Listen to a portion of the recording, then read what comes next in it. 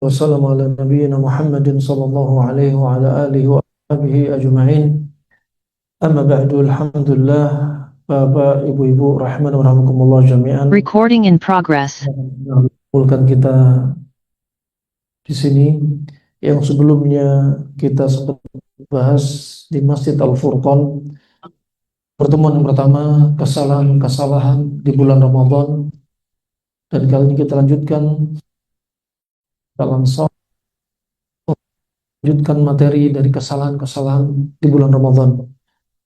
Kita merojaah singkat yang sebelumnya sudah kita kupas untuk bisa memaksimalkan lanjutan materi berikutnya. Di antara kesalahannya di bulan Ramadan banyak di antara kaum mukminin, kaum muslimin yang mereka hanya sholat hanya di bulan Ramadan. Mereka rajin hanya di bulan Ramadan. Mereka rajin baca Al-Quran juga di bulan Ramadan. Infak sedekah hanya di bulan Ramadan. Padahal Allah berfirman, wa'bud rabbaka hatta ya'tiyakal yakin. Dan Allah Ta'ala, Rabb kamu sampai ajal menjemput, sampai ajal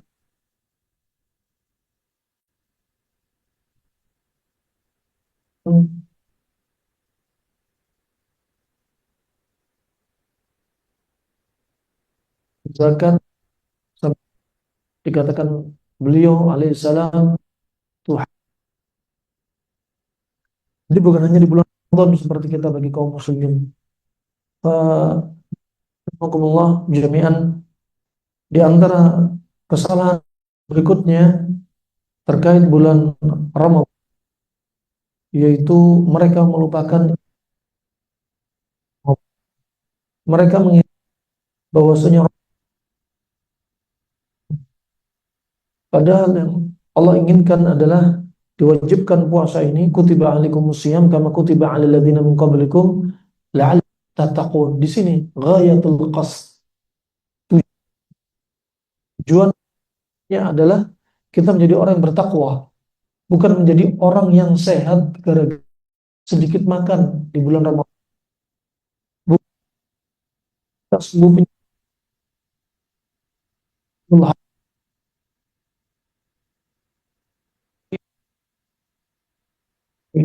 lebih dari yaitu urusan urusan iman. Juga rahmanakumullah jami'an, yang banyak dilalaikan di antara mereka tidak banyak ibadah di bulan Ramadan, tidak melakukan banyak takarrub. Mereka menjadikan Ramadan seperti bulan-bulan yang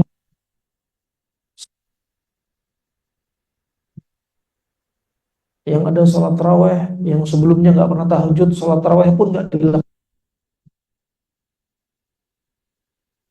Ya, termasuk kalau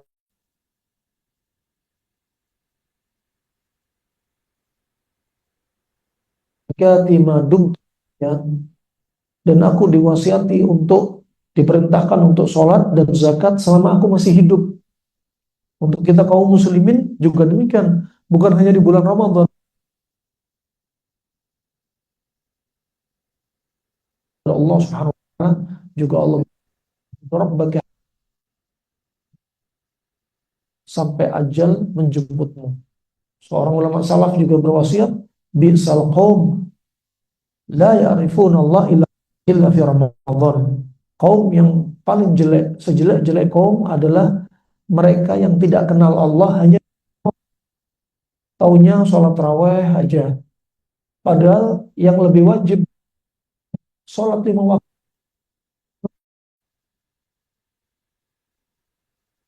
sholat taraweh, kesalahan. Juga sebagian mereka demikian, sholat Idul Fitri, Idul Adha, kaum muslimin muncul semua. Ketika sholat terlebih yang paling berat bagi mereka, sholat subuh, sholat isya, yang mereka merasakan. Kemudian kelalaian yang berikutnya yaitu apa? Mereka melalaikan diri mereka dari perkara menuntut ilmu, dari puasa,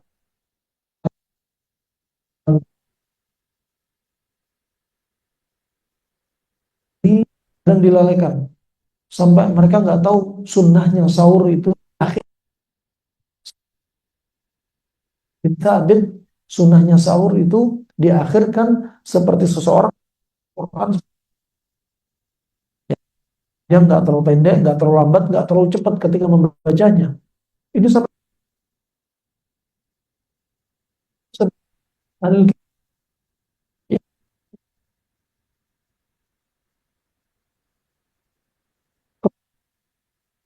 nggak puasa bicara, buka. Sedangkan Nabi SAW puasa ala paling sempurna dan puasa yang paling mudah ada sahurnya diakhirkan biar Anda nggak terlalu lapar. Kemudian yang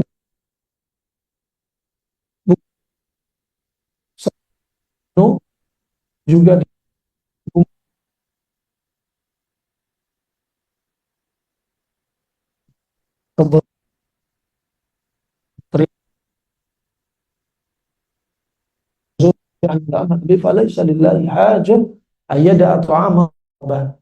barang siapa tidak meninggalkan kata-kata makian, celaan, ghibah, namimah, kebodohan dari teriak-teriak yang dia lakukan, kemudian maksiatan yang dia lakukan, maka Allah nggak butuh puasa yang seperti ini.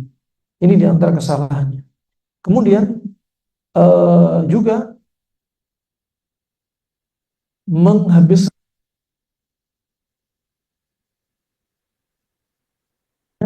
dengan hal-hal yang nggak bermanfaat, menyia-nyiakan dengan hal yang nggak bermanfaat, termasuk hal yang nggak bermanfaat, yaitu apa? Dipenuhi sepanjang harinya dengan tidur.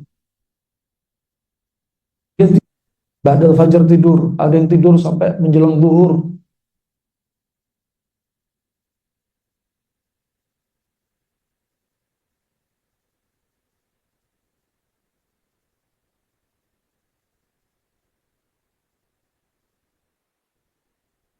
Kalau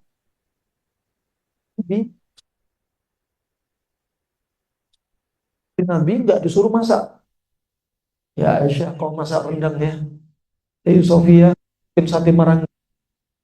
Hafsah, tolong kalau bisa bikin sohiga ya. Nah, mereka nggak disebutkan masak. Jadi apa? Simpel, sahur sebenarnya beberapa suam, kemudian lagi bisa sholat, bisa baca Quran.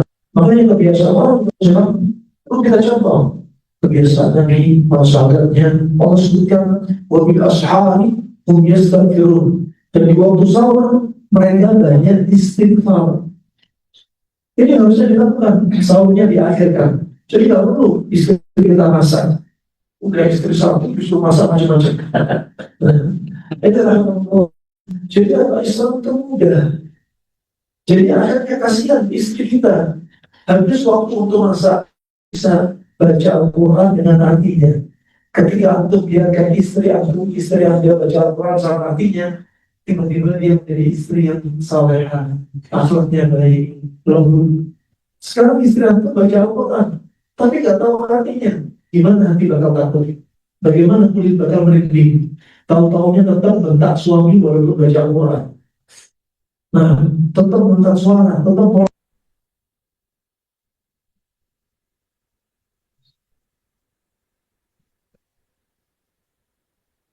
Al-Quran ada ketika kita terbarinul qulub. Harusnya Al-Quran bikin hati dia tenang. Kenapa dia? Harusnya sholatnya dia di bulan Ramadan ada tambahan sholat tarawih. Harusnya dia taat keji, jauh dari riba, jauh dari namimah. Siang yang diribai suaminya diputus. Nah, wah padahal dia sholat. Padahal Allah berfirman, "Anil fahsya." Sesungguhnya sholat menjaga dia dari perbuatan keji dan mungkar. Kenapa dia tidak bisa mencegah? Berarti sholatnya bisa jadi tidak khusyuk. Sholatnya dia bisa diterima. Nah, makanya perlu koreksi. Harusnya Ramadan itu bagi kita. Nah, mengobati penyakit hati kita, jiwa kita, roh kita. Ya, para ini yang perhatikan. Dia pikir pagi sore semakin rajin di bulan Ramadan. Tetapi kenapa? Nggak bisa berubah akhlaknya. Termasuk kita kaum laki juga demikian. Suami, kalau ada suami di bulan Ramadan, tentang permisi lihat film porno. Keluarga. Apa berarti dia tak mendengarkan dia dengan Al-Quran? Seorang dia tidak bisa mencegah dari perbuatan keji dan muka. Demi Allah kami dapati ya ada anak muda usia 27 tahun nomor bukan berhubungan datang, dia katanya capek marah sama ibunya, juga capek 10 tahun ibunya dibentak terus 10 tahun dia minum obat sisufren, obatnya lagi. Ketika kami tanya apa dosa kau bilang, saya candu film porno 14 tahun, usia 27, berarti candu film porno dari usia 11 tahun. Kata teman hati-hati anak Anda, hati-hati harus dipantau yang pegang hati. Kata teman anak usia 12 tahun, makanya baru nggak diberi iman, kalau hati tidak dibersihkan, muncul semua penyakit. Dan kalau Anda perhatikan, penyakit itu bukan sebenarnya virus, patogen, tensi tinggi, kencing manis, kolesterol, asam urat, vertigo, migrain, kanker, stroke. Anda jangan fokus kepada penyakit, akibat, masalah, gejala, tapi fokus kepada sebab. Mayoritas penyakit itu dominannya bukan virus. Dominannya penyakit bukan karena merokok. Dominan penyakit bukan karena kebanyakan kuliner. Dominan penyakit bukan karena dia kurang tidur, tapi ternyata dominan penyakit ada pada dosa, penyakit hati.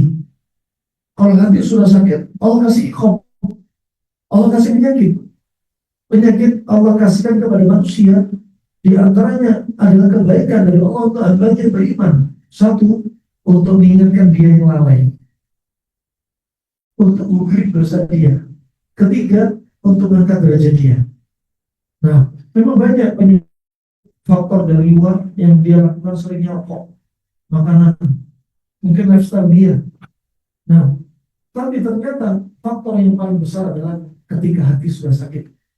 Kalau dokter mungkin bilang satu penyakit yang membuka pintu penyakit yang lainnya adalah kencing manis.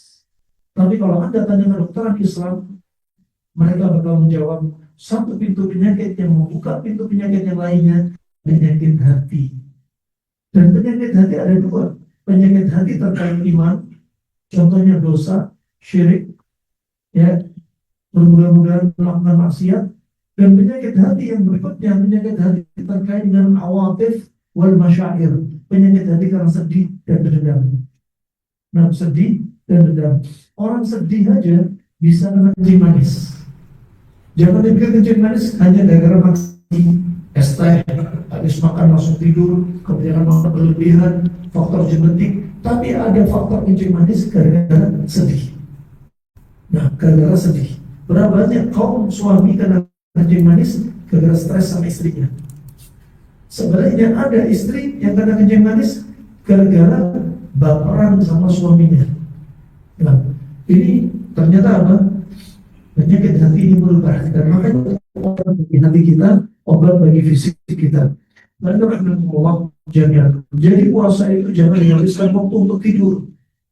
Ya, waktu untuk tidur, apalagi tidur pagi hari, jangan jadi rutinitas.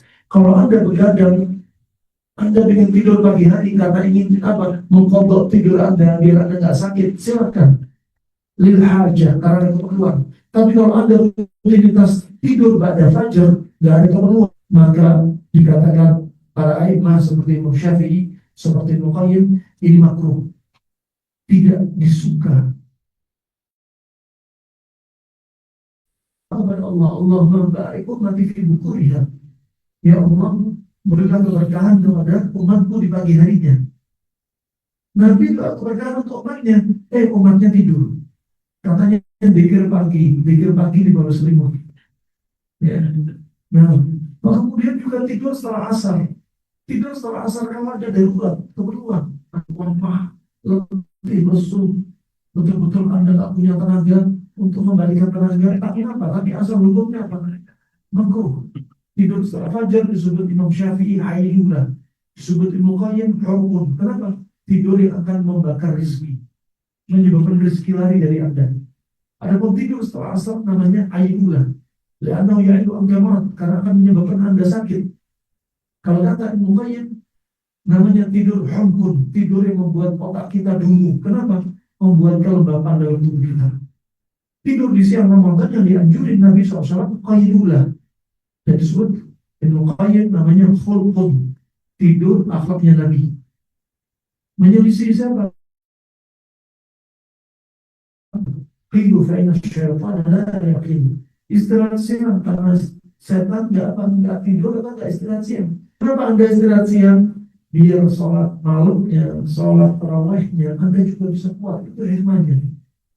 Itu hikmahnya. Kalau juga banyak diantaranya manusia yang menyanyiakan waktu dengan apa? Subhanallah, ajaib. Sering kami dapati bapak-bapak sudah punya anak di siang Ramadan sibuk main game. Beli HP kualitasnya bisa main game berjam-jam. Di rumahnya ada Nintendo, di rumahnya ada PS. Bahkan ada layar lebar, ada setirnya, wajib banget. Itu perut bisa getar. Ngapain katanya? Ngabuburit. Habis waktu. Nah, bukan saatnya. Tidak ada waktu mikir untuk banyak main-main. Apalagi tanda-tanda ya perang dunia ketiga sudah Masya Allah. Nah, itu rahmatullah jami'an. Apa? Maka aktivitas tidak manfaat tinggalin. Yang perempuannya lihat apa? Lihat drakor, lihat rajin, lihat musalsalan, sinetron di televisi. Habis waktu, demi Allah habis waktu. Kalau Anda lelah baca Al-Quran, Anda lelah sholat, boleh Anda santai rehat. Rehat apa? Bisa main sama anak, bisa rebahan sebentar, ibadah lagi. Nah, kalau Anda pun asalnya Anda main game, hukumnya boleh. Tapi apa? Ada syaratnya. Asyai' bah idza jawaza haddahu. Ingat, ada batasannya. Kalau perkara mubah melewati batas yang dimubahkan, batas yang dibolehkan, ini apa? Makruh atau haram. Anda main game untuk rileks sebentar karena lelah ibadah, lelah zikir, lelah bekerja, lelah sholat, lelah juga ibadah yang lainnya. Anda lelah sebentar main game hanya berapa saat, silakan. Tapi kalau melewati batas yang dibolehkan, seperti apa? Gamenya ada gambar perempuan berpakaian tapi panjang, ya, Anda nggak boleh. Kemudian gamenya ada musiknya dan Anda nggak matiin. Kemudian main game sampai melarikan Anda dari Al-Quran. Berubah hukum sebaliknya, minimalnya makruh, maksimalnya jadi haram. Maksimalnya jadi haram. Juga di antaranya yang melarikan diri kita apa? Ya, al-mubarayat, aman. Yang laki-lakinya sibuk lihat apa? Sepak bola. Nah, lihat sibuk kadang malam, roba malam, dilalaikan dari Al-Quran. Juga permainan-permainan yang lainnya, apalagi kalau ada perjudian, dosanya bisa dilipat gandakan. Mainnya judinya bulan Ramadan. Nah, kalau bawa disebutkan ulama di antaranya apa? La'ab warab, main kartu, baik domino ya, atau main gable kata orang Jawa, atau kartu, atau lebih-lebih main dadu. Ya, nah, ini rahmatullah dilarang. Main catur pun juga demikian. Ya, sekali lagi, kalau kita nggak disuguhkan dengan ketaatan kepada Allah, kita bakal disibukkan dengan kemaksiatan. Anda tinggal pilih atau pilih hati sehat atau pilih hati sakit. Kebanyakan kaum wanita, mereka disibukkan dengan masak, disibukkan dengan dapur. Ya. Contoh kalau saya tanya kepada Bapak, Pak, Anda kalau ngasih uang belanja ke istri Anda 1 bulan rata-rata berapa cukup? Cukup ya, kurang lebih ya. Berapa Pak? 2 juta cukup? hanya untuk belanja sayur, lauk, bumbu, beras. Bukan belanja logam mulia ya, bukan beli tas branded, bukan beli hijab branded, bukan. Untuk istri Anda belanja apa? Belanja hariannya, belanja hariannya. Kira-kira berapa? Kira-kira 3 juta. Baik untuk ukuran Jakarta 3 juta. Kalau janji 5.000 bisa makan nasi pecel, tahu tempe, sama seminum es teh. Kalau di sini nggak bisa. Nah, subhanallah, katakan 3 juta. Ini 3 juta di luar Ramadan. 3 juta di luar Ramadan. Kok ajibnya, kok ada sebagian rumah tangga ketika di bulan Ramadan justru habis 7 juta. Ini puasa atau kuliner? Ini udah mindset. Jadi yang istri sibuk masak macam demi apa? Demi semangat anak dan suami. Biar besok kerja juga semangat bisa Ramadan. Demikian, buka puasanya dibikin kue, bikin macam-macam masakan, esnya Masya Allah. Istrinya masak dari setengah 2, habis waktu untuk masak. Nah, 10 hari pertama baru dapat 2 juz baca Al-Quran.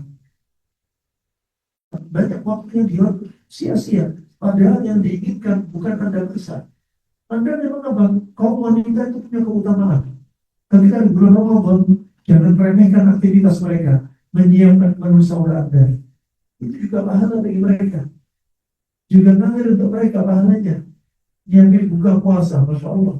Tapi syarat wanita yang harus berpuas. Kalau isinya keluh kesah, Ramadan capek, Idul Fitri capek, nah, habis kerja, habis nyiapin anak sekolah, mandiin, cuci piring, cuci baju, ngepel, malam-malam suami datang, disosor katanya. Nah, capek katanya.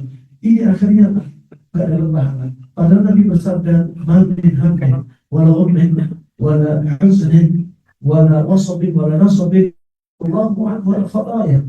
Tidaklah rasa sedih, gundah gulana, rasa capek, rasa sakitnya Anda itu tidaklah kecuali untuk mengukur dosa Anda. Kalau wanita capek, tapi kalau kesal, akhirnya nggak mengukur dosa. Hanya capek, tapi sia-sia di sisi Allah. Nah, makanya kita harus mulai dengan apa? Jadikan Ramadan itu habitat bagi kita. Kita didatangi Ramadan. Kalau kita tahu kita punya Ramadan, dari sisi dalil Al-Quran, Sunnah, keutamaan puasa, ya kita tahu keutamaan kesehatan dan kedokteran, hikmahnya kita bakal cinta dengan Ramadan. Kalau sudah cinta, sayang, kita bakal merasakan lezatnya ibadah di bulan Ramadan. Kalau sudah merasakan lezat, kita akan jadikan Ramadan sebagai habitat bagi kita. Kita nggak ingin cepat selesai dari Ramadan. Kita ingin sepanjang tahun isinya Ramadan. Kita ingin sepanjang malam isinya apa? Kita cari malam Lailatul Qadar. Baik, rahmatullah. Murnikan naik motor yang lemas, niatkan itu karena Allah.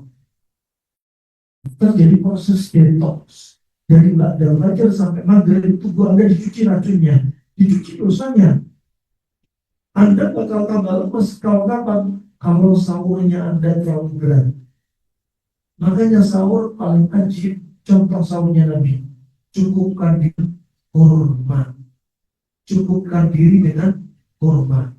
Kayak Alhamdulillah jami'an. Kemudian para Alhamdulillah jami'an, demikian seorang muslim harus mencontoh Nabi SAW. Dari puasanya, ikhlasnya, contoh puasanya, contoh puasa Nabi, sifat puasa Nabi. Ya, juga contoh apa? Bukan hanya urusan fikih, hukum-hukumnya, contoh bagaimana sahurnya Nabi, bagaimana buka puasanya Nabi.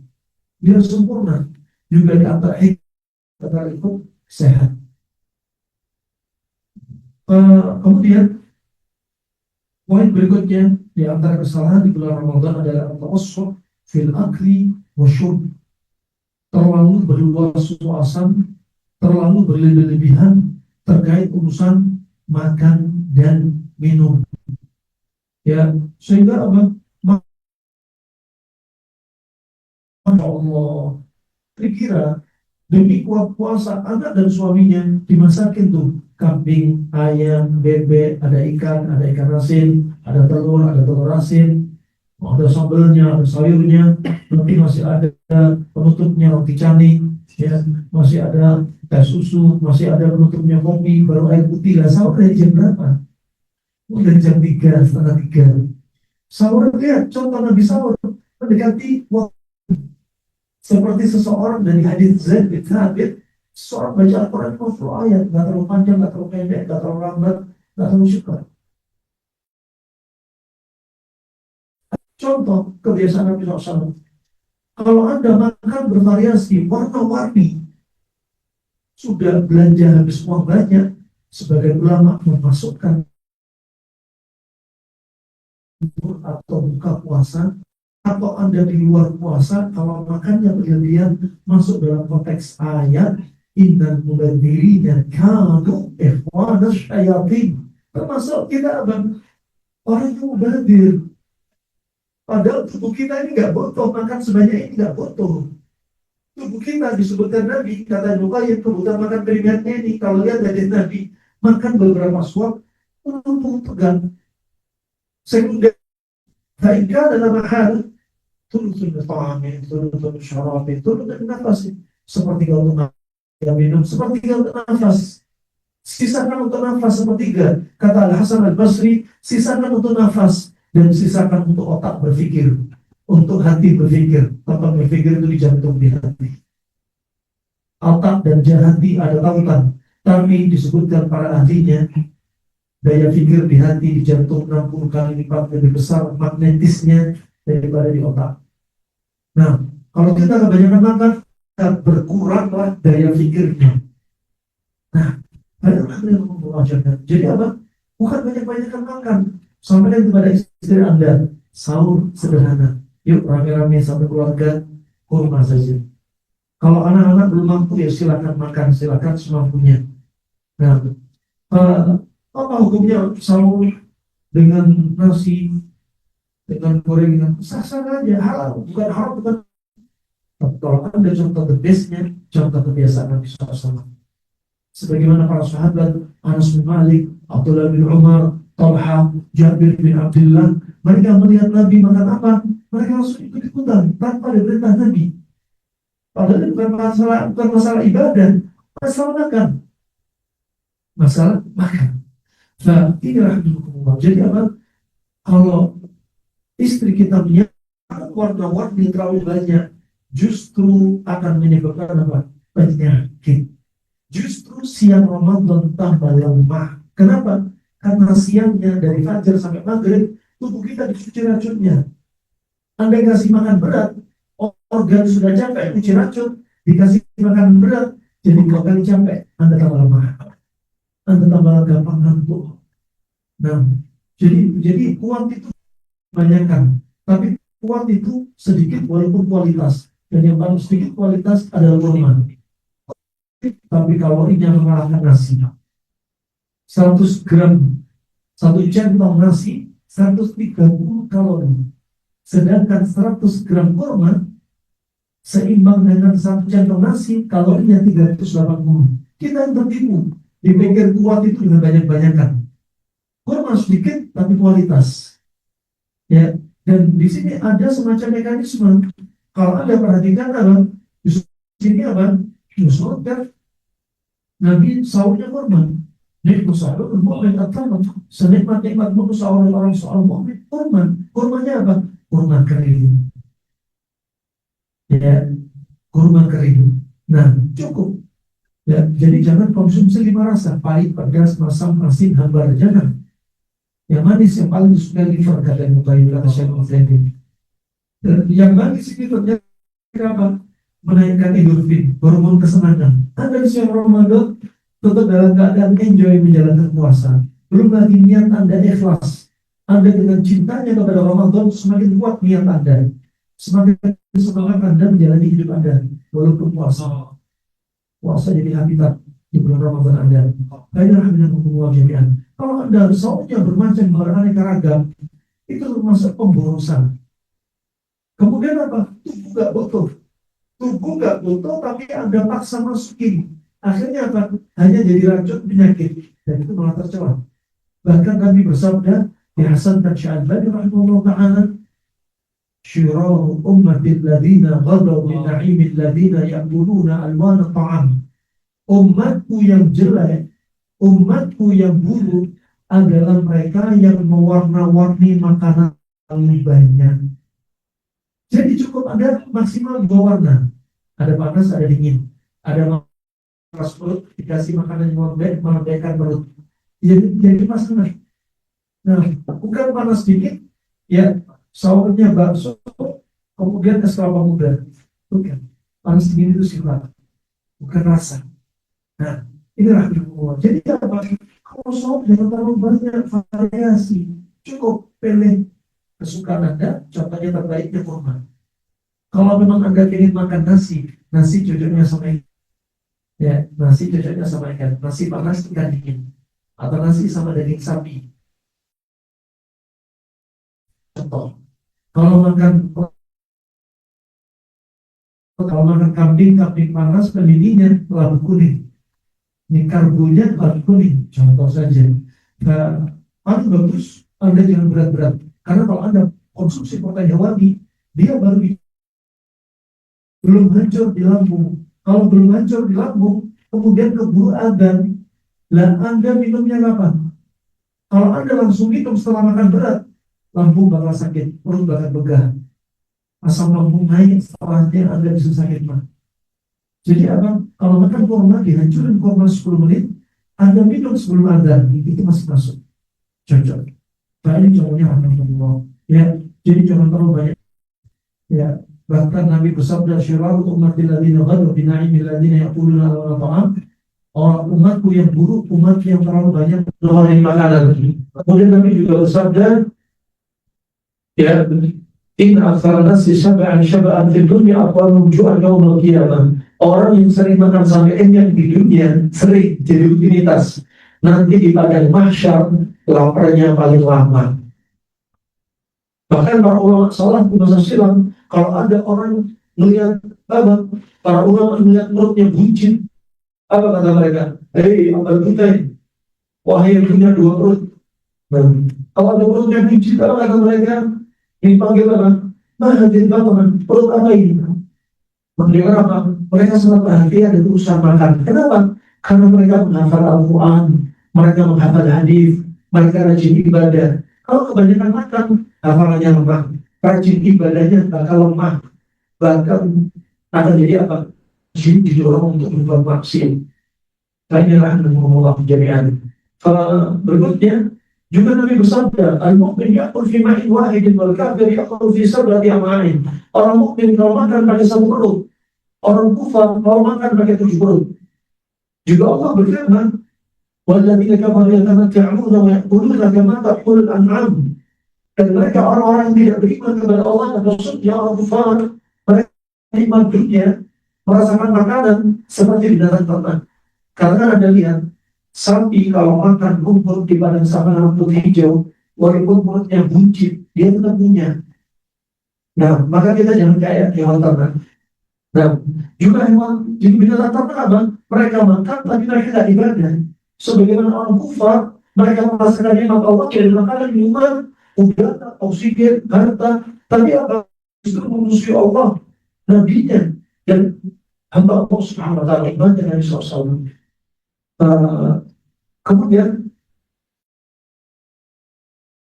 kesalahan yang paling besar di bulan Ramadan yang paling nampak adalah terkait mereka berlebihan dari urusan makan dan minum. Itu paling banyak kesalahannya. Ya, yang paling banyak kesalahannya. Saya salaf sudah mewanti-wanti, ya, bahwasanya semua ilmu pengobatan itu terkumpul separuh ayat, termasuk ucapan Suyuti dan sebagian ahli tafsir, masuk separuh ayat apa? Wabulu wasyarabu walam tusrifu innahu la yuhibbul musrifin. Surat Al-A'raf ayat 31 ini terkumpul padanya ilmu pengobatan. Karena penyakit ada faktor dari luar, itu makanan, faktor dari dalam hati kita. Ada pun faktor dari luar yang terbesar karena makanan. Dan konsep makanan itu terfokus pada surat Al-A'raf ayat 31.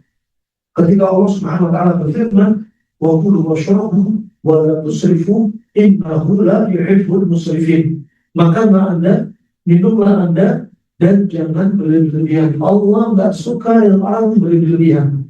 Termasuk hati-hati, makan sahur, makan buka, jangan berlebihan. Allah nggak suka dengan Anda walaupun Anda puasa untuk berlebihan di bulan Ramadan. Dan dia jujur, kenapa? Kalau Anda makan berlebihan akan menyebabkan Allah tidak suka dengan Anda. Innahu la yuhibbul musrifin. Nah, kenapa? Resiko dari apa? Karena kita bisa jadi nggak amanah.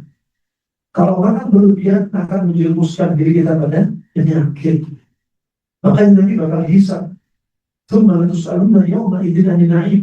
Dan di kemudian hari nanti Anda akan ditanya tentang salah satunya apa kata mulai nikmat sehat. Anda bakal ditanya tentang nikmat sehat.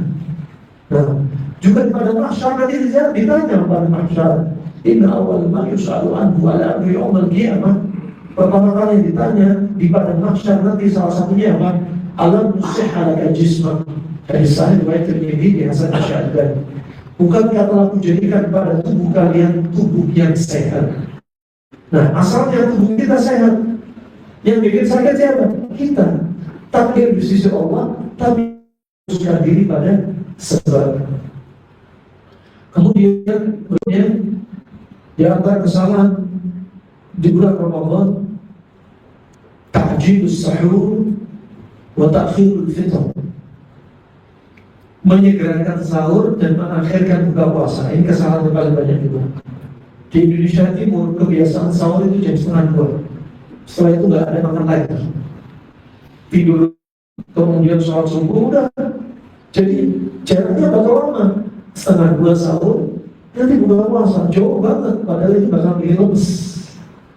Dan yang paling hikmah, paling masuk akal, termasuk cara kaifiahnya bukan misalnya Nabi.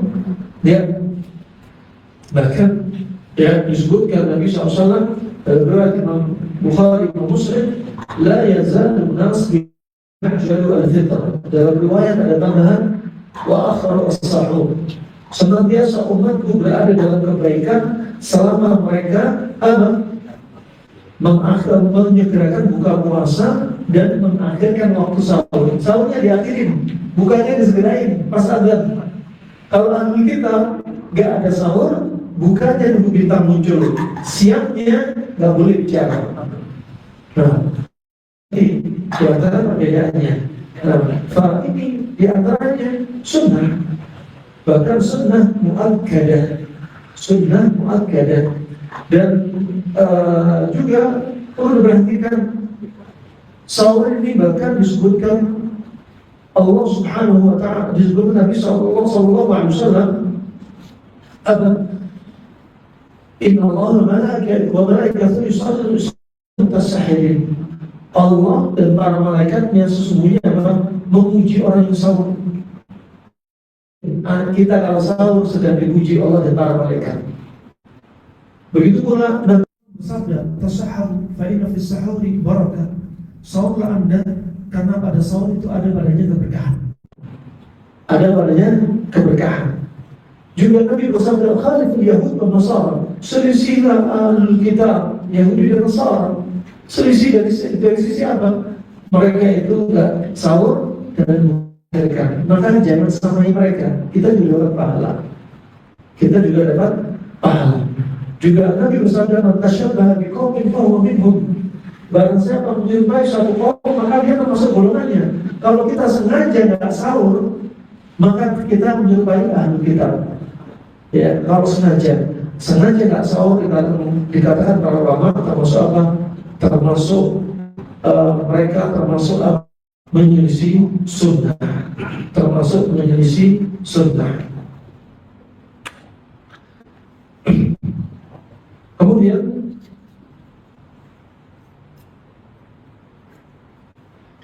terkait sahur, kalau memang tidak ada menu sahur apapun, disebutkan dalam riwayat Imam Ahmad, as-sahur akluhu barakah, fala tad'uhu yajra'a ahadukum jur'atan min ma'in.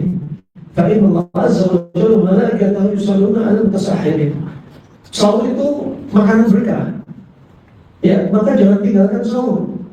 Walaupun sekedar dengan air saja jangan tinggalin. Karena berkahnya. Asalnya nggak direkomendasi Anda sahur cukup dengan air. Tapi kalau kepepet, nggak ada makanan apapun, maka minimalnya dengan air. Kenapa? Demi menyelisih ahli kitab. Karena ahli kitab nggak sahur. Juga wasiat Imam Syafi'i, ya, arba'atun yuhdimu al-badan. Ada 4 hal yang merusak badan. Tuhdimu al-badan. Ada 4. Salah satunya apa? Syurbul ma' ala ri, minum air ketika berpuasa. Termasuk ketika sahur, asalnya jangan minum air karena tidak cocok untuk Anda. Asalnya apa? Ima kurma ketika berpuasa, ima air rendaman kurma, fermentasi kurma, jus water kurma, ima madu, ima air madu.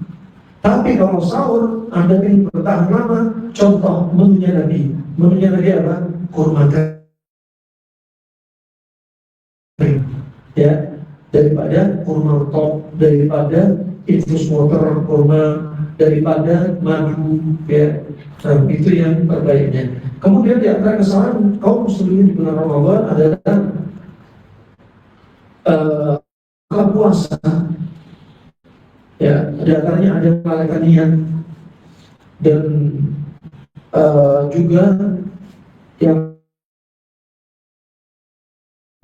melalaikan apa, niat, dilalaikan, sengaja dilalaikan, tidak punya niat, kemudian melafalkan niat, ya, melafalkan niat, itu termasuk kesalahan.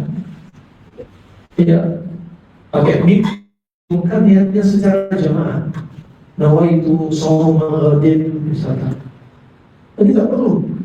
Niat itu termasuk amalan lisan atau amalan hati? Amalan hati. Ikhlasnya Anda amalan hati. Tawakal Anda amalan hati. Sabar amalan hati. Amalan hati kata Syekh Shalih Fauzan jangan dikeluarin. Kalau amalan hati diungkapin, khawatir dia. Biarkan yang amalan hati di dalam hati. Ya, jangan amalan hati dikeluarin. Ya apa? Nawaitu, ada puasa, niat dilapatkan, nawaitu, kemudian disebutkan akhirnya mukhlishan lillahi ta'ala. Gak perlu namanya ikhlas, ya Allah ngaku ikhlas. Biarkan hati di dalam hati. Anda mau sholat juga demikian.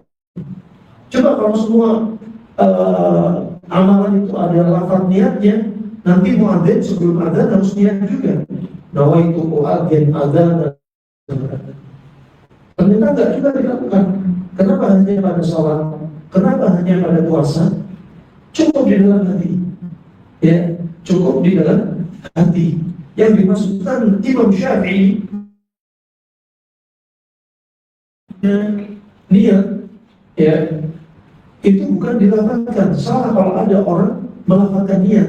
Yang dimaksudkan di situ adalah ihram. Yang dimaksudkan Imam Syafi'i takbiratul ihram, bukan melafalkan niat. Yang dijaharkan Allahu Akbar. Menurut Imam Syafi'i takbiratul ihram, tapi sebagian kaum muslimin mensalahartikan, menjaharkan yang dimaksudkan adalah jahar bil niyah. Nawaitu usolli. Kalau ini ada, tentunya Abu Bakar orang yang pertama kali melakukan talaffuz bil niyah. Pasti, karena Abu Bakar dikasih julukan laqab as-siddiq. Kenapa? Karena ketika orang mendustakan Nabi SAW, Abu Bakar orang yang pertama kali membenarkan. Maka kalau ada talaffuz bil niyah, maka Abu Bakar orang yang pertama kali akan meriwayatkan, membenarkan. Nah, ini rahmatullah jami'an. Jadi maksudnya Imam Syafi'i ketika yang dimaksudkan itu menjaharkan adalah takbiratul ihram, bukan niatnya. Bukan niatnya. Baik jami'an. Juga kita lihat tadi di antaranya apa? Niat kadang dilalaikan. Dan sebelum buka puasa, kadang di waktu sahur kita sahur. Kita sahur, habis sahur, kadang ada yang lalai. Lalai apa? untuk menengadahkan tangannya tinggi-tinggi doa di sepertiga malam. Kadang ada tidur lagi. Ya, padahal itu waktu mustajab. Ya, di sepertiga malam Allah turun ke langit dunia. Hadisnya ini sahih, mutawatir. Tapi orang yang akalaniun mengedepankan akal daripada dalil, apa kata mereka? Gak mungkin Allah turun ke langit dunia. Kalau Allah turun ke langit dunia, arsnya bakal kosong. Allah turun ke langit dunia Indonesia, berarti arsnya nanti di Amerika kosong. Allah nggak memerintah kita, nggak membebani kita untuk mikir apa yang kita nggak mampu, apa yang kita nggak jangkau. Akal kita nggak mampu menjangkau ilmunya Allah Subhanahu Wa Taala. Nah, maka di sepertiga malam Allah mencari man yad'uni fa astajib lah. Barang siapa doa padaku akan kukabul. Wa man yas'aluni fa'atiyah. Barang siapa yang minta pasti kuberi.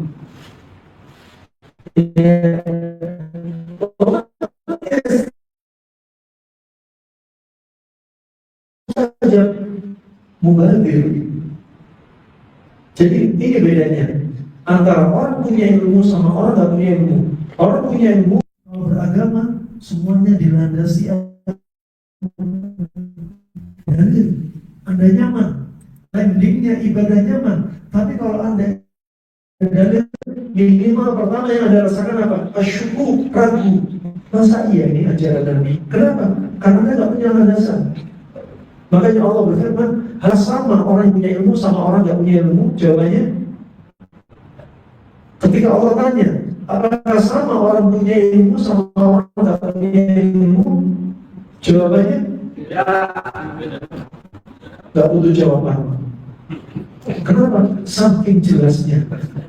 Ini namanya apa? Istifham ingkari. Pertanyaan nggak butuh jawaban. Kenapa nggak butuh jawaban? Udah jelas semua. Nah, jelas. Makanya termasuk keutamaan ketika Anda menuntut ilmu, ada duduk di majelis ilmu, akan apa? Nazarat alaihi sakinah. Hati Anda bakal tenang. Dengan qala Rasulullah. Kenapa? Itu hakikat nutrisi hati kita. Ya, hakikat menuntut ilmu seperti ini dulu. Bukan nyimak YouTube.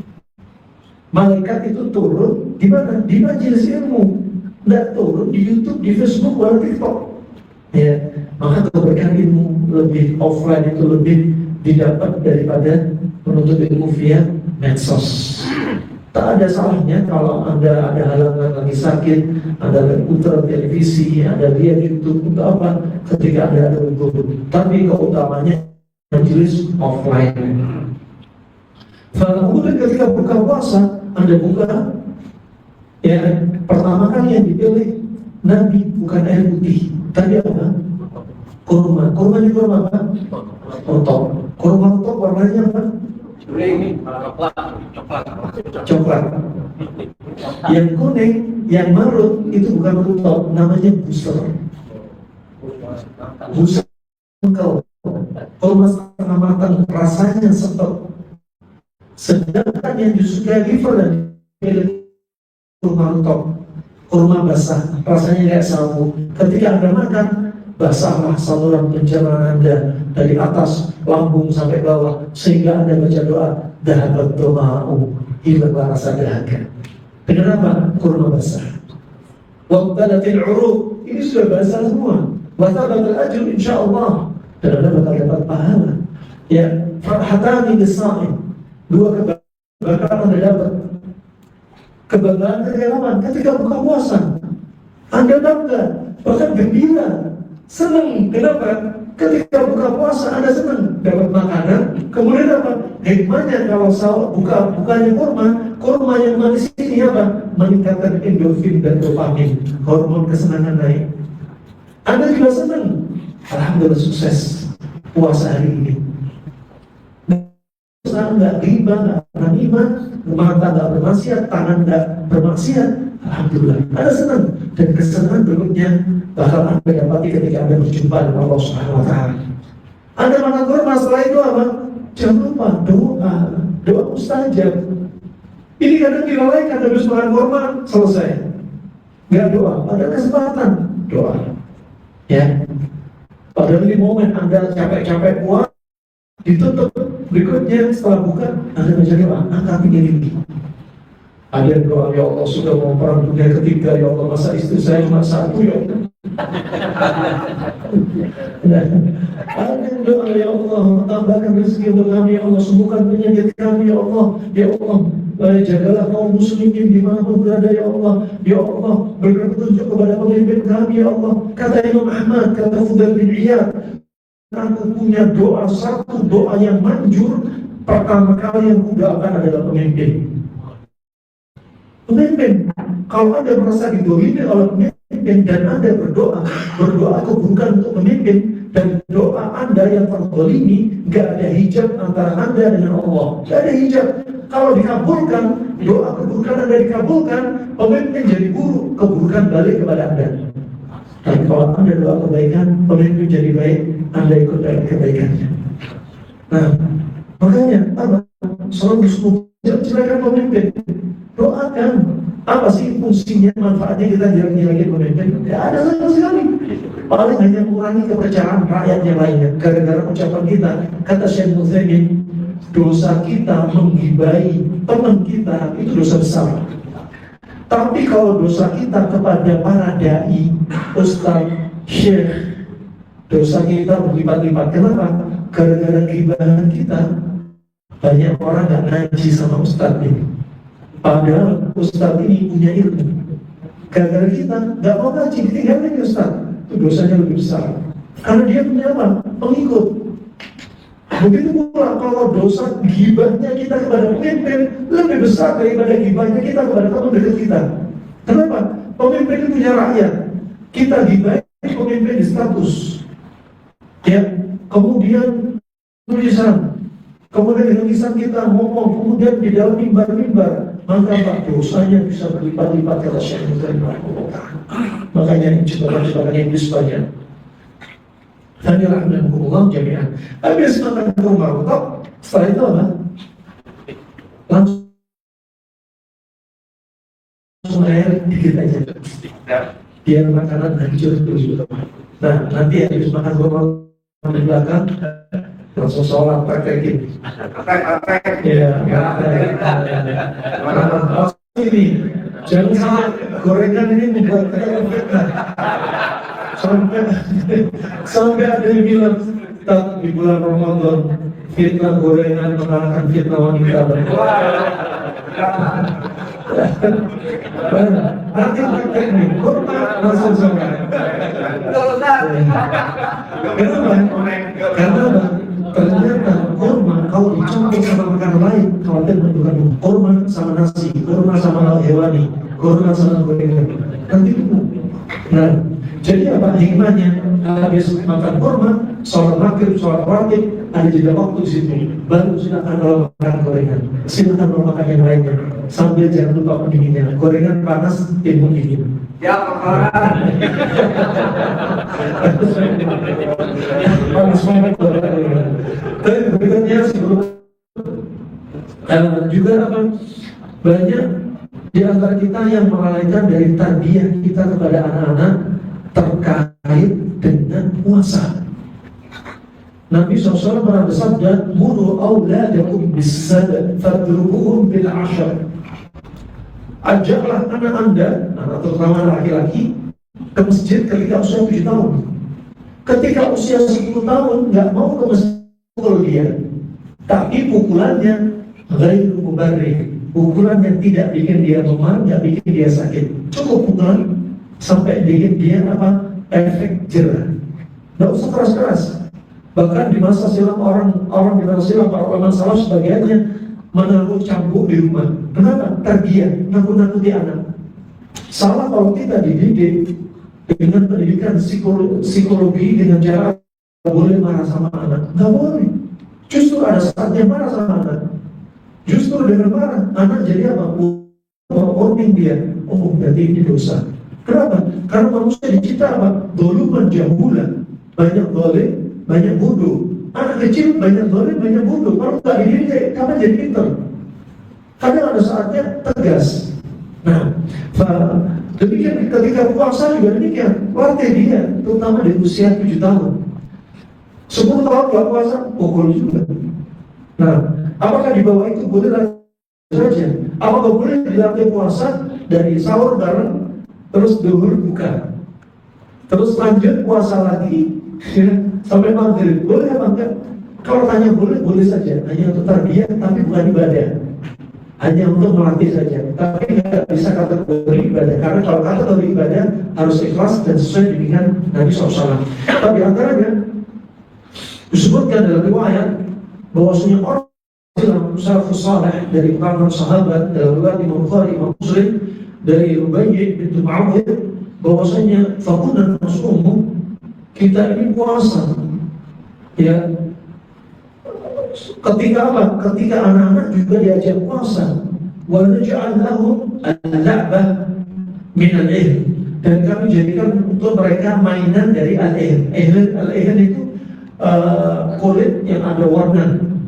Karena permainan di masa silam nggak sebanyak zaman sekarang, mainannya terbatas, yang penting bikin anak senang. Fa idza baka ahaduhum 'ala ta'am, kalau ada anak yang nangis gara-gara lapar, karena ini mendidik mereka untuk puasa, ya atainahu dza, kami kasih mainan lagi. Terus diulang-ulang sampai kapan? Sampai waktu buka. Jadi dialihin konsentrasinya. Nangis, bukan aduh kasihan masih kecil, bukan. Enggak, ini tarbiyah. Ini juga tarbiyah. Dalam juga demikian, ya. Fa idza sa'alu at-ta'am atainahum al-la'ba tulhihim hatta yatim usawmahum, ya, atau hatta yutamimu sawmahum. Jadi apa? Mereka kalau meminta makanan, kami kasih mainan lagi, dikasih mainan lagi. Sampai kapan? Sampai sempurna puasa mereka. Fajar sampai maghrib, dari fajar sampai maghrib. Ini menunjukkan apa? Tarbiyah, ya, tarbiyah. Jadi kita semua juga demikian, sejak ini bertarbiyah. Sebagaimana sejak ini kita tarbiyah anak perempuan kita dengan hijab. Sehingga kalau sudah tarbiyah di masa kecil, dia sadar ini tarbiyah, dia sadar. Tapi kalau ada anak sudah SMP, SMA disuruh hijab, paksa orang tua, ini bakal PR. Ngaji merasa dipaksa orang tua, mondok dipaksa orang tua, nanti lulus mondok banyak yang lepas hijab. Bahkan sampai ada merasa dendam, dulu aku dekatkan hidupku. Makanya apa? Ajak anak-anak kita ngaji. Bukan ngaji hanya ngaji Al-Quran saja, tapi kajian ilmiah. Wallahu a'lam bishawab. Ini bisa kami sampaikan. Mungkin sisa waktu bisa sesi tanya jawab. Barakallahu fiikum atas apa-apa dan juga ini. Kepada jemaah kami persilakan jika ada yang ingin mengajukan pertanyaan.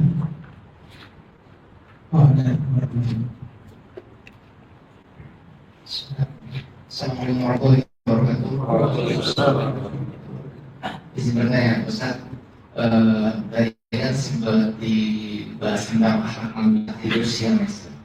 Seperti apa kan tidur siang sesuai akhlak Nabi? Apakah sebelum zuhur atau setelah zuhur? Karena kan mungkin satu kali zuhur ya, belum kadang-kadang juga suka mungkin ada kesalahan kita saat tidur siang ya, apakah sebelum zuhur atau setelah zuhur, atau dan berapa lama biasanya Rasul itu tidur siang Ustaz? Itu yang pertama. Lalu yang kedua, perihal mengajarkan puasa kepada anak Ustaz. Kan tadi sempat disebutkan kalau sholat itu 7 tahun dan 10 tahun belum sholat itu bisa dipukul. Bagaimana dengan mengajarkan puasa? Apakah 7 tahun atau bisa di bawahnya, dan bagaimanakah contoh Rasul dalam mendidik anak-anaknya untuk berpuasa? Karena saya juga dapat info dari sisi medis, untuk anak kecil kan katanya metabolismenya lebih cepat ya Ustaz.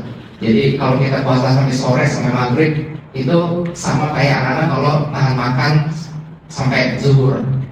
Mohon penjelasan Ustaz. Terima kasih. Baik, terkait dengan tidur siang atau qailulah. Jadi nanti ada tidur siangnya itu qailulah, bukan subuh, bukan asar. Ya, begitu pula tidur antara maghrib isya, ini juga dibenci. Karena Nabi SAW yaqra'u an-nawm qabla isya. Nabi SAW membenci orang yang tidur apa sebelum isya? Benci orang yang tidur sebelum isya. Jadi ba'da fajar, ba'da asar, sebelum isya jangan tidur. Nah, asalnya. Tapi kalau anda darurat, ad-darurah tubihul haj, ad-darurah tubihul mahdurah. Perkara darurat membolehkan apa yang dilarang. Memang malamnya kayak begadang, ya sudah pagi istirahat. Gimana tidak kuat, kepala pusing, kelihatan, dia butuh berarti keluar dari hukum asal. Kemudian tidur malam, ada pun tidur malam. Nabi seringnya apa? Tidur di awal malam. Tidur di awal malam. Karena Nabi SAW ya karena minum qabla isya wal kalam pada isya. Nabi membenci orang yang tidur sebelum isya dan banyak ngomong setelah isya, termasuk begadang. Ya, kita begadang sesekali aja. Ya, begadang boleh-boleh saja kalau ada nantinya. Pas ada meeting, misalkan ada acara tertentu. Tapi kalau Anda jadikan rutinitas, lama-lama Anda bakal sakit. Karena bioritme kita habis isya itu istirahat. Kebiasaan Nabi selepas isya apa? Karena sama ramah ahli, bermesraan dengan istrinya, berjumpa. Nah, ngobrol. Nah, itu. Jadi selepas isya asalnya jangan banyak kuliner, jangan begadang, juga jangan olahraga. Asal pun di malam-malam Ramadan Nabi menghidupkan malamnya. Kenapa? Karena keutamaannya. Tapi jangan salah paham, hidupin terus, nggak ada tidur sama sekali. Enggak, Nabi tetap ada tidurnya. Di sela-sela ibadahnya di malam Ramadan. Kita kembali kepada qailullah. Qailullah itu kapan tidurnya? Ingat ya, jangan baca qailullah, tapi yang benar qailullah. Ya, qailullah itu istirahat siang tapi pendek, sedikit. Nah, sedikit. Manfaatnya hikmahnya apa? Biar nanti kuat sholat tarawih. Kalau di luar Ramadan biar kuat sholat tahajudnya Ramadan, sehingga tak terlalu lelah di aktivitas siangnya. Asalnya kata Syekh Shalih Fauzan hafizahullah ta'ala, qailullah itu kapan? Menjelang zuhur. Ya sekitar 20 menit, 15 menit sebelum zuhur, sekitar itu. Ada waktu istirahat kantor, ada mungkin masjid. Itu qailullah asalnya, ya asalnya ya. Kalau jangan alasan qailullah tidur setelah subuh sampai zuhur. Katanya kok ini qailullah, ini bukan qailullah. Katanya ibadah, ini bukan ibadah, tapi latihan jadi jenazah. Berikutnya, apakah Anda berdalil dengan qailullah tidur di depan khotib? Para ulama menyebutkan hari Jumat, ba'da Jumat. Kemudian ini asalnya qailullah kapan? Sebelum zuhur. Keluar dari asal hari Jumat. Kemudian di antaranya ada ulama juga menyebutkan setelah zuhur juga disebut qailullah. Setelah zuhur juga disebut qailullah. Adapun Ibnu Qayyim tidak merekomendasi setelah zuhur Anda istirahat. Istirahat baiknya itu sebelum zuhur qailullah. Kecuali kenapa? Badan Anda hanya tambah lemes, lemah. Tapi pernah kami tanyakan Syekh, pernah kami waktu di Yaman, suhu waktu itu namanya dalam 1 tahun ada musim namanya musim Arba'inian. Musim Arba'inian, kenapa dinamakan Arba'inian? Karena selama 40 hari kita cuacanya berada di cuaca 50 sampai 55 derajat Celcius. Sampai waktu itu anak saya sampai bisulan karena saking panasnya. Listrik mati sampai 12 jam. Keluar rumah cari angin, nggak ada angin lewat. Akhirnya ngilipin mobil, ngilipin AC. Listriknya mati. Pemerintah Yaman nggak seperti pemerintah Saudi. Ya, mesinnya sudah tua, orang semua pada pakai AC semua. Mesinnya nggak ada regenerasi. Nah, kami tanyakan Syekh, kenapa ya ketika kami lemes? Itu dalam tabiat, treatment. Kalau musim panas, tubuh kita perlu ditambah istirahat siang kita. Nah, jadi momen-momen tertentu kita perlu nambah istirahat kita biar kita nggak habis tenaga terlalu banyak. Nah, biaranya itu. Berikutnya untuk anak, tadi sudah kita bahas. Jadi kita bisa sambung aula yang bisa waktu dulu bila asyam. Ya, ajak anak laki-laki kalian ke masjid di usia 7 tahun. Kalau 10 tahun nggak mau ke masjid, pukul dia. Ya, mulai pukul dia dengan apa? Pukulan yang mubarrih, tidak membuat cedera, tidak membuat memar. Lihat kakek-kakek kita dulu, bapak kita dulu, tegas-tegas, nggak maju dilanggar, pukul. Tapi apa? Hasilnya terasa. Anak sekarang lihat HP. Ya, usia 5 tahun sudah pakai kacamata. Nah, kenapa? Jarang loncat. Ya, jarang loncat juga jarang olahraga. Nah, berikutnya kalau kita perhatikan, kalau kita lihat juga usia 7 tahun juga dianjurin apa? Puasa. Kalau 10 tahun, nah lebih-lebih. 10 tahun lebih-lebih. Lantas yang di bawah itu bagaimana saja? Tapi ingat, mereka apa? Belum dapat beban ibadah. Artinya jangan dipaksakan. Sesuai kemampuan saja. Karena anak satu usianya sampai 5 tahun. Ya, tapi apa? Ini tetangga 5 tahun, yang ini anak anda 5 tahun. Tetangga kuat, anak anda nggak kuat. Gak usah dipaksa aja tetangga. Mereka juga belum dapat beban kok. Nah, hanya melatih. Kalau latih semampunya, jangan harus pagi sampai latih. Kategori ibadah apa? Dari puasa, sahur bareng-bareng, dibiasakan dihidupkan ikut makan bareng. Kebiasaan kami juga demikian. Kami kalau sahur dari awal Ramadan sampai tadi malam hanya kurma. Anak-anak lihat bangun-bangun ikut makan bareng kurma. Ya, mereka apa? Duplikator. Apa yang Anda makan mereka bakal ikutan. Nanti kamu bukannya dulu saja ya. Karena kamu latihan pemula nih, newbie untuk puasa kamu ini sampai duhur kamu buka, tapi lanjut puasa lagi ya sampai maghrib. Gak bisa dikatakan apa? Gak bisa dikatakan bid'ah, gak bisa. Karena ini cuma latihan saja dan bukan diniatin ibadah, bukan diniatin ibadah. Barakallahu fikum. Ustaz, lanjut dengan pertanyaan ada di WA Ustaz. Ustaz, anak akhwat belum menikah dan sakit diberikan ujian sakit pada rahim yaitu minum sebesar 8 cm. Dokter menyarankan untuk operasi umum karena tidak siap untuk itu. Terapi yang dilakukan saat ini adalah rebus daun sirsak, kunyit putih, yetok rahim, dan makan panas dingin pakai timun atau labu siam. Sekali rebus bidara untuk uap. Namun tetap konsumsi makanan instan seperti Indomie dan mecin. Pertanyaannya, apakah terhilang dengan terapi tersebut tanpa operasi? Tidak ada penyakit, tidak ada obatnya. Manzalullah la nazala syafa'an alim wa man alim wa syahida man jahilah. Ya, Allah kalau turunkan penyakit, Allah pasti turunkan obatnya. Kalau bilang tidak ada obatnya, karena Anda belum mengkaji obatnya. Sekarang antum kalau bisa chatting sama dia, saya tanya sama dia ngerti gimana? Baik, tanya ke dia. Pertama, jangan fokus kepada penyakit, masalah, gejala, tapi fokus kepada sebab.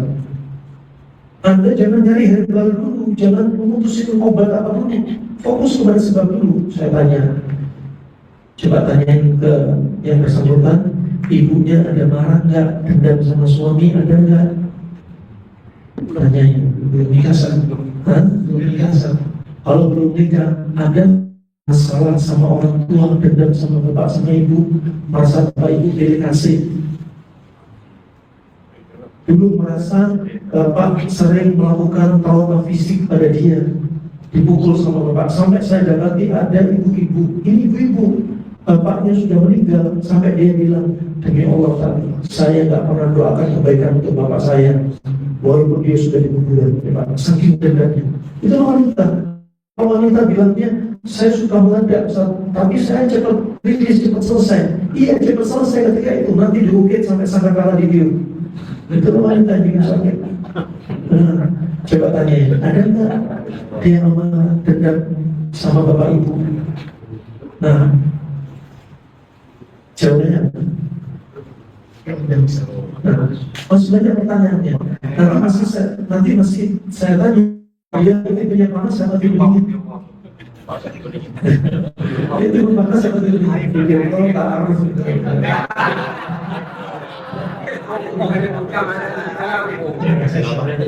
Ya, sisa pertanyaan yang kedua, anak ada gangguan pencernaan. Setiap kali sahur tidak bisa makan minum terlalu banyak. Lebih sering makan kurma dan minum air putih saja. Karena jika terlalu banyak, setelah itu asam lambung selalu naik atau perut begah di siang hari. Maka solusi pola makan sahur dan berbuka yang baik untuk orang yang bisa. Loh, Anda sudah benar nih. Sebelumnya kemudian air sudah itu obat Anda. Kalau tidak sakit masalahnya kurma aja. Sekarang sakit lambung ada dua. Yang bukan lambungnya, mulai dari awal. Lambung panas, lambung dingin. Kalau lambung Anda panas, kurma kan panas. Anda makan kurma 3, kasih pendinginnya lebih. Panasnya 30%, pendinginnya 70%. Misalkan tanpa sebagai sunnah ya, hanya sebagai pengobatan, kurmanya 3, semangkanya 5 potong, dan dipotong-potong kecil-kecil.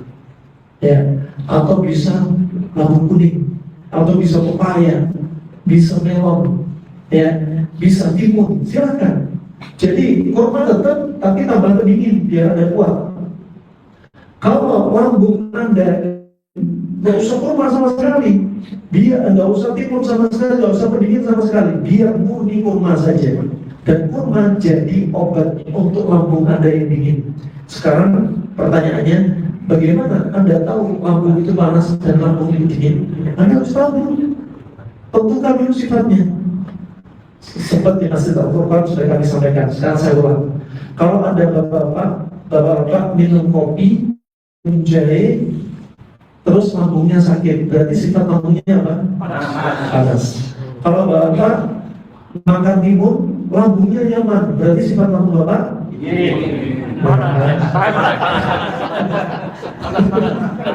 Kalau bapak dikasih lambung kuning, dikasih timun, lambungnya nyaman, berarti lambung Anda? Karena lambung kuning dan timun sifatnya dingin untuk mengobati panas. Ini lambung panas. Dan orang lambung panas, hobinya, makanannya, nafsu makanannya meledak-ledak. Terus, termasuk kalau Anda punya anak kecil, makannya kuat, berarti lambungnya panas. Sekarang kita lihat, kalau Anda makan timun, sering mual-mual, berarti lambung Anda dingin. Kalau Anda kasih jahe, Masya Allah minum kopi, kasih propolis, kasih madu, lambung Anda nyaman, berarti lambungnya dingin. Semangat dari itu. Nah, kalau Anda nafsu makannya lemah, makan satu suap besar tidak mau, berarti lambungnya dingin. Selanjutnya Ustaz, bagaimana agar bisa fit pada siang hari ketika harus iktikaf di masjid pada 10 malam terakhir? Udah fit pakai kurma. Anda makan kurma nggak usah minum vitamin. Anda makan kurma nggak usah makan nasi. Fit iktikaf, fit dengan siang Ramadan Anda tetap kerja. Ingat, untuk fit itu bukan dengan banyak makan. Semakin banyak makan, semakin dekat kepada penyakit. Bahkan para ulama salaf di masa Islam berwasiat, disebutkan Suyuti dalam kitabnya Al-Minhaj al-Nawawi fi Tibb an-Nabawi, al-ju' min al-ilaj. Lapar itu termasuk bagian dari obat. Ya, ketika Anda banyak makan, bakal banyak sel tubuh yang rusak dan mati dan ya, ketika Anda nggak banyak makan, itu sebenarnya sebagaimana disebutkan Nabi, kebutuhannya apa? Bihasbil bi'adam ukulatin hatta yukimna surba. Cukuplah anak Anda makan beberapa suap sampai tulang punggung tegak. Nah, udah cukup. Nggak perlu kuat itu makan banyak. Bayangin, Nabi seringnya salatnya kurma. Di bulan Ramadan pernah 2 kali Nabi bersama para sahabatnya tetap berjihad fisabilillah. Tahunnya badan 5 kurma. Nah, jadi rubah mindset Anda untuk kuat siang Ramadan melakukan aktivitas hidup Anda harus banyak makan. Rubah, cukup makan kurma. Anda pas lagi nggak puasa, si istri rubah mindset Anda. Suami itu kuat kerja bukan dengan Anda menyodorkan sarapan yang banyak, bukan. Anak proses tumbuh kembang, biar tumbuh kembangnya bagus, bukan dengan banyak makan. Berikutnya, ketika ada keluarga Anda sakit, jangan dipaksa makan. Ayo coba makan yang banyak biar cepat sembuh. Salah. Hippocrates, bapak kedokteran Yunani yang meninggal sebelum Nabi Isa lahir 370 tahun, dia sudah berwasiat memberikan makanan kepada orang sakit sama dengan memberikan nutrisi pada penyakit. Ada hadisnya lemah, dilemahkan Imam Nawawi, Imam Bukhari, Syekh Muqbil, Syekh Albani menghasankan. Ulama melemahkan yang lafadznya apa? La tukrihu mardakum bi ta'am wa syarab fa inna Allah tabaraka wa ta'ala yudhibhum rizqihim. Jangan paksa orang sakit untuk makan dan minum. Allah lah yang memberi makan, Allah memberi minum. Jadi orang sakit bukan yang banyak makan, dibiarin dia lapar, itu obat, tapi bukan disuruh puasa. Karena Allah berfirman dalam surah Al-Baqarah, "Faman kana bikum maridan aw 'ala safarin fa 'iddatun min ayyamin ukhra." Kalau sakit, puasanya diganti. Dia nggak boleh puasa, tapi nggak boleh makan banyak. Makan yang cukup dan makan itu sebagai obat. Contoh, ada orang kasih makan dikit aja dan jadi obat. Obatnya orang tipes bikin sop ayam jagung, satenya kambing jantan, minumannya jahe merah, madu, propolis, panas-panas, dipanasin semua. Orang tipes dikasih timun, dikasih jus mangga. Orang tipes sudah putih, dikasih telur, dikasih sawi, akan tambah dingin.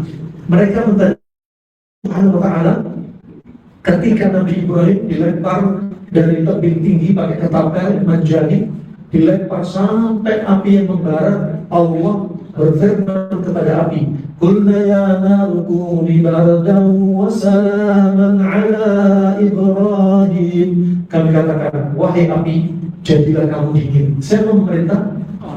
Allah. Jadilah dingin, tapi nggak berhenti Allah di sini. Ada dua saja. Allah nggak berhenti, tapi lanjutan apa? Wassalaman ala Ibrahim. Dingin, tapi menyelamatkan. Coba kalau nggak berhenti di sini, bisa-bisa Nabi Ibrahim bakal wafat kedinginan. Ini jadi apa? Rumus dan konsep ilmu pengobatan oleh para ulama Islam. Kalau orang punya penyakit dingin, Anda kasih makanan, minuman, buah dingin, sayurnya dingin, airnya terlalu banyak, lama-lama tambah dingin. Kalau tambah dingin timbul komplikasi. Orang kena tipes, kebanyakan dingin, apa berikutnya? Diare. Apa berikutnya? Bisa rematik jantung. Apa berikutnya? Paru-paru basah. Apa berikutnya? Karena rematik di sendi-sendi. Apa berikutnya? Vertigo migrain sifatnya dingin. Apa berikutnya? Autoimun sifatnya dingin. Dan seterusnya. Dan baru Saya lanjutan yang akhir yang ada ini membahas bahwa kalau Allah orang tua sudah tidak ada satu-duanya.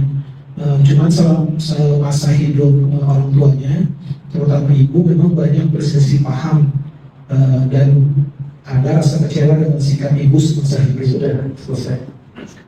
Dia terkenium gara-gara apa? Gara-gara perasaan. Itu namanya.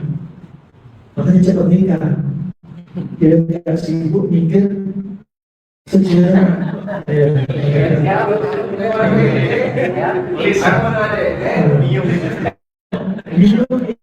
Minum jangan dibayangin karena oksigen terus.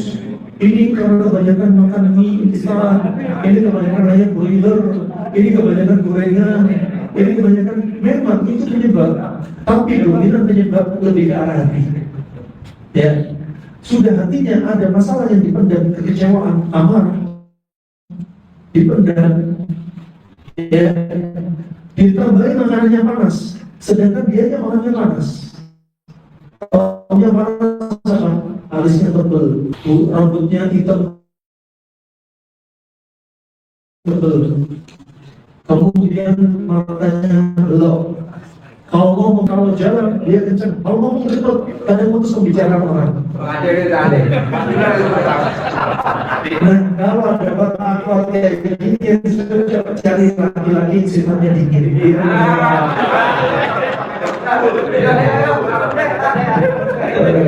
Jadi itu ya. Jadi nanti tantangannya dia apa? Stop kemarahan dan kecewa, rilis perasaan. Allah berfirman, wal kadhimina al-ghaidha wal 'afina 'anil nas. Tahan amarah, Mbak. Maafin manusia yang salah sama Anda, Mbak. Apalagi yang salahin orang tua, jangan ngayal orang tua nunggu minta maaf kepada Anda. Jangan Anda yang minta maaf sama orang tua, walaupun mereka yang salah. Ya, sebelum mereka wafat loh ya, sampai ada yang wafat sampai ada kayak gini, jangan. Berikutnya, saya bertanya, saya mimpi buruk apa? Kalau ada mimpi buruk, ini hati berarti sudah kebuka lebar karena kecewa dan amarah, setan masuk. Ya, kalau saya tanya lagi, mbaknya aslinya dari mana? Kadang saya pakai mapping, Madura, Jawa Tengah, Cilegon. Saya tanya lagi, bapak punya keris nggak? Bapak punya ilmu kebal nggak? Bisa karena jenazah. Kalau kita runut nanti. Dan sekarang impian itu bisa sembuh dengan izin Allah, walaupun hanya 2 pekan. Ada ibu-ibu dari Madura, saya sudah cerita waktu di Masjid Al-Furqan. Ibu dari Madura naik bis sama suaminya, punya kanker rahim baru fresh from the oven, baru 4 bulan. Kankernya 7,5 cm. Ternyata usutnya usut, ibu ini memang panas, hobinya sambal Madura. Terus dia nyimpan kekecewaan dan dendam amarah kepada suami. Kalau Anda nyimpan dendam kepada orang di satu rumah, lebih cepat kena kanker. Mbak tadi kalau tinggal sama bapak ibu dan dia kecewa, tinggal satu rumah, lebih cepat kena. Kenapa? Disebut dari Imam Nawawi, Imam Syafi'i, an-nadhar ila al-mabghud yuhdimu al-badan. Melihat orang yang dia benci, dia marahi, dia dendami, akan sendiri. Ya, akhirnya apa? Si ibu ini kena miom 7,5 cm. Waktu itu ibu ini setelah ketahuan ternyata hobi makanannya tahu, dia orangnya tipenya panas, kemudian punya dendam dan kecewa dan apa kepada suami, orang satu rumah. Kemudian kita anjurin rilis perasaan, maafin suami, dan suami suruh minta maaf kepada si istri. Kemudian apa? Rilis dengan sering baca Al-Quran dan artinya, sering ilmiah, hindari makanan panas, minuman panas, dan datangi makanan dingin, minuman dingin. 2 pekan kemudian datang lagi ke Jakarta. Ustaz, kami datang dari Pamekasan hanya ingin menunaikan niat kami, satu niat. Kami ingin kasih kabar gembira. Dokter bilang miumnya bersih, belumkan. Ketika kapan? Rasa diris. Insyaallah deh. Satu lagi kali, izin tanya, aturan makan 3 kali sehari itu apakah sudah sejak zaman Nabi atau baru akhir ini?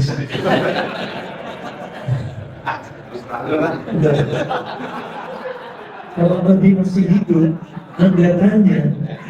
Kalau Nabi masih hidup, Anda tanya, ya Rasulullah makan itu sehari 1 kali apa 3 kali? Kalau Anda tanya, maka ada beban syariat untuk Anda nanti. Ini urusan dunia luas, bebas. Kalau kita lihat Nabi SAW dalam riwayat Nabi makan sehari hanya 2 kali.